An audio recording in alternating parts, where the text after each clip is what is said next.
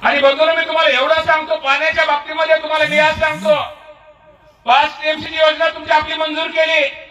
मंजूर केल्यानंतर ही योजना होऊ नये म्हणून काही तालुक्यातल्या लोकांनी प्रयत्न केला. याच्यासाठी तुम्ही सगळेजण साक्षीदार आहेत. या लोकांना वाटलं तरी योजना कायमची मंजूर झाली, हे श्रेय खूप मोठं मिळेल, ही लोक कायमची जातील. बंधूंनो, ह्या लोकांना खूप ही आपली जाणायची पद सांगतो, ज्यांनी यामध्ये प्रयत्न केला या लोकांना जाणाई बघून घेतल्याशिवाय राहणार नाही रे बाबांनो. खूप मोठं पाप या लोकांनी केलं. अरे शेवटी पाणी असते, ती योजना मंजूर झाली असती. अरे आपल्या आयुष्यामध्ये कुठे आज तुम्ही सांगा मी आमदार आहे, उद्या आपला मुलगा असेल, नातू असेल, तो म्हणेल आमचा आजोबा नालायक होता, आमचा वडील नालायक होता, त्यांनी चुकीच्या लोकांना मतदान केलं, यांनी पाण्यासाठी पुढच्या लोकांचं काहीच करून ठेवलं नाही.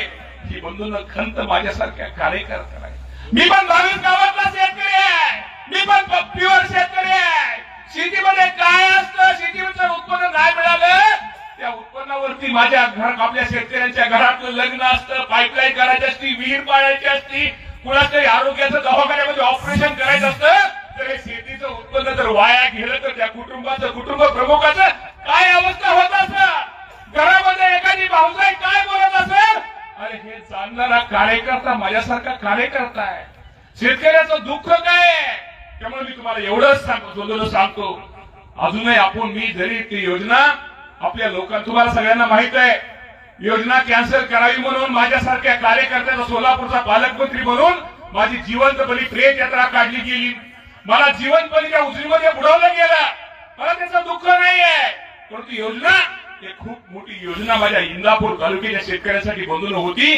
ती योजना बंधूंनो काही लोकांच्या कपटपणामुळे, काही लोकांनी तिकडच्या सोलापूर लोकांचा गैरसमज केला, त्यांची डोकी बिघडवली. त्यामुळे बंधूंनो ही योजना आपल्याकडून दूर गेलेली आहे. जरी ती योजना दूर गेलेली आहे तरी बंधूंनो आपण मी तुम्हाला सांगतो, सोलापूरच्या लोकांना खरं त्याचा काही संबंध नव्हता, त्याचा गैरसमज निर्माण केला गेला.